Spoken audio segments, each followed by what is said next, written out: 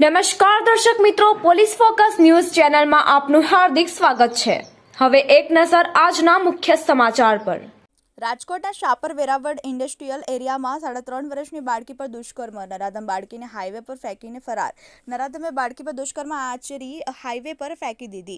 રાજકોટમાં હચમચાવતી ઘટના સામે આવી છે। રાજકોટના શાપર વેરાવળ ઇન્ડસ્ટ્રીયલ એરિયામાં 3.5 વર્ષની બાળકી પર દુષ્કર્મ આચર્યો હતો। શનિવારે બપોરના 3:15 વાગે બની હતી ઘટના। નરાધમે બાળકી પર દુષ્કર્મ આચરી હાઈવે પર ફેંકી દીધી। શાપર વેરાવળ પોલીસે અલગ અલગ ટીમો બનાવી આરોપીને શોધખોળ શરૂ કરી હતી।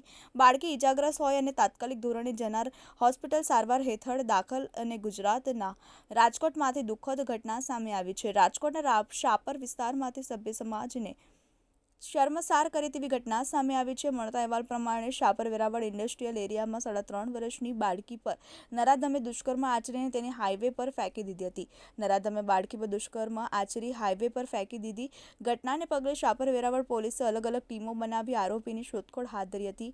આ નરાધમને દબોચવા માટે ફૂલ એક્શનમાં આવી છે। શનિવાર બપોરે 3:15 વાગે આ સમગ્ર ઘટના બની હતી। પોલીસે બાળકીના ઘરેથી અને જ્યાંથી મળી આવી તે વિસ્તારના તમામ સીસીટીવી ફૂટેજ ચેક કર્યા હતા, જેમાં એક શંકાસ્પદ વ્યક્તિ દેખાયો હતો જે બાળકીને લઈને જઈ રહ્યો હતો। પોલીસે આ સીસીટીવી ફૂટેજના આધારે તેની શોધખોળ હાથ ધરવામાં આવી છે। તો બીજી તરફ બાળકી ગંભીર રીતે ઇજાગ્રસ્ત થઈ હતી। હાલ બાળકીને તાત્કાલિક ધોરણે જનાર હોસ્પિટલમાં સારવાર હેઠળ દાખલ કરવામાં આવી છે।